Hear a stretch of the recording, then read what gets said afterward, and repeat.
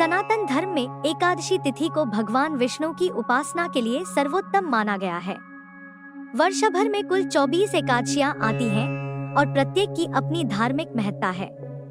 अश्विन मास के कृष्ण पक्ष में पड़ने वाली इंदिरा एकादशी विशेष रूप से पितरों की शांति, मुक्ति और उद्धार के लिए समर्पित मानी गई है। शास्त्रों के अनुसार इस व्रत के पालन से पितृदोष समाप्त होता है, पूर्वजों की आत्मा को शांति मिलती है और व्रती को भी विष्णुधाम की प्राप्ति होती है। इस वर्ष इंदिरा एकादशी व्रत 17 सितंबर 2025 को रखा जाएगा। कब है इंदिरा एकादशी 2025? हिंदू पंचांग के अनुसार आश्विन मास के कृष्ण पक्ष की एकादशी तिथि 16 सितंबर को रात 12:23 बजे से शुरू होकर 17 सितंबर को रात 11:40 समाप्त होगी। उद्या तिथि के अनुसार व्रत 17 सितंबर 2025 को रखा जाएगा। इंदिरा एकादशी पारण का समय पारण द्वादशी तिथि को किया जाता है।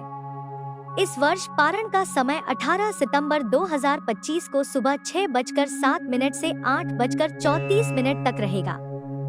इंदिरा एकादशी का शुभ मुहूर्त ब्रह्मा मुहूर्त सुबह 4:33 से 5:20 तक, विजय मुहूर्त दोपहर 2:18 से 3:07 तक, गोधूली मुहूर्त शाम 6:24 से 6:47 तक, निशिता मुहूर्त रात 11:52 से 12:39 तक। इंदिरा एकादशी का महत्व पद्म पुराण में वर्णित है कि यदि कोई पूर्वज पापों के कारण नरक या नीच योनि में पड़ा हो तो इस व्रत के प्रभाव से उसे सद्गति मिलती है।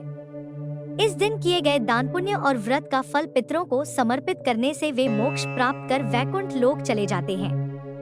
कहा जाता है कि इस व्रत का पालन करने वाले की 7 पीढ़ियों तक के पितरों को तृप्ति मिलती है। व्रत की विधि और नियम: व्रत के दिन सुबह जल्दी उठकर स्नान करें और व्रत का संकल्प लें। भगवान विष्णु के शालग्राम स्वरूप की पूजा करें। उन्हें पंचामृत और गंगाजल से स्नान कराएं। भगवान को चंदन, फूल, तुलसी पत्र और भोग अर्पित करें। पूरे दिन हरि नाम का जप करें और आलस्य से बचें।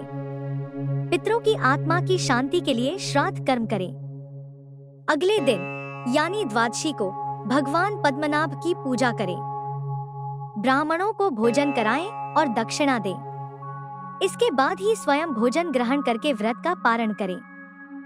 पितरों के उद्धार में विशेष प्रभाव: इंदिरा एकादशी के दिन किया गया व्रत केवल जीवित व्यक्ति को ही लाभ नहीं देता, बल्कि मृत पूर्वजों की आत्मा को भी कष्टों से मुक्त कर उन्हें वैकुंठ पहुंचा देता है। शास्त्रों के अनुसार इस व्रत से यमलोक की यातनाएं भी नहीं भोगनी पड़ती और पितृदोष से मुक्ति मिलती है।